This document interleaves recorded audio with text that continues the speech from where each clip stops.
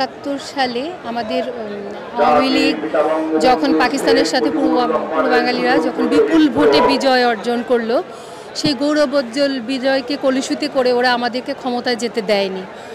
তো সে প্রেক্ষিতে আমাদের 25শে মার্চ রাতে গণহত্যা তারা করেছিল এবং 25শে মার্চ রাতে জাতির জনক বঙ্গবন্ধু শেখ মুজিবুর রহমান আমাদের জন্য একটা মেসেজ, যেটা কিনা আমাদের স্বাধীনতার ঘোষণা, সেটা আমাদের জন্য পাঠিয়েছিল, যেটা বেতার কেন্দ্র, চট্টগ্রাম বেতার কালুরঘাট বেতার কেন্দ্র থেকে বঙ্গবন্ধুর পক্ষে জিয়াউর রহমান পাঠ করেছিল।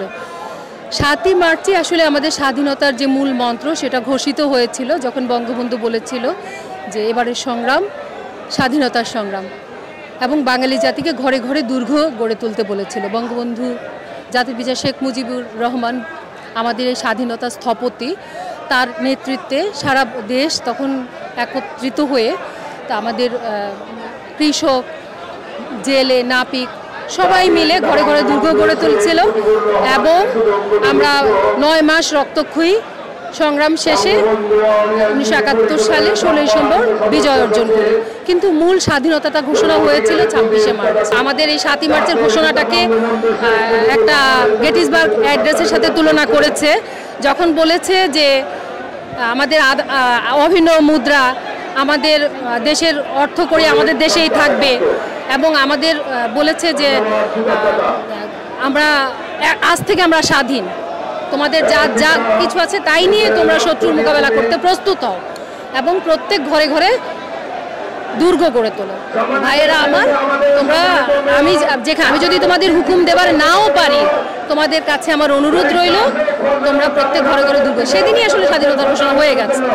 রাতে 25শে মার্চ রাতে যখন বঙ্গবন্ধুকে গ্রেফতার করে নিয়ে যায়, তখন বঙ্গবন্ধু স্বাধীনতার ঘোষণাটা দেয় এবং কালুরঘাট বেতার কেন্দ্র থেকে জিয়াউর রহমান বলেছিল যে on behalf of our great leader Bangabandhu Sheikh Mujibur Rahman, সে কিন্তু তার মেসেজটা বঙ্গবন্ধু স্বাধীনতার ঘোষণাটাকে শুধু কনভে করেছে, সে ঘোষণাটা দেয়নি।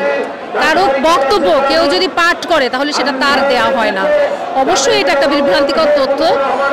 জিয়াউর রহমানকে আমরা সম্মান করি, তিনি একজন সেক্টর কমান্ডার ছিলেন, তিনি তার চেয়ে বেশি কিছু ছিলেন না।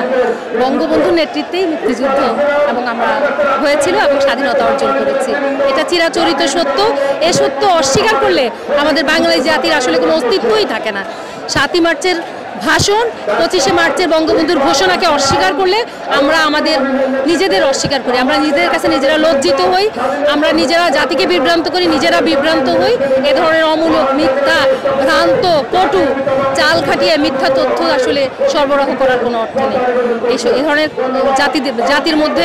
জাতিদের মধ্যে ভুল মেসেজ দিয়ে করে আমাদের এটা সম্পূর্ণই ভুল এবং বিভ্রান্তিকর তথ্য।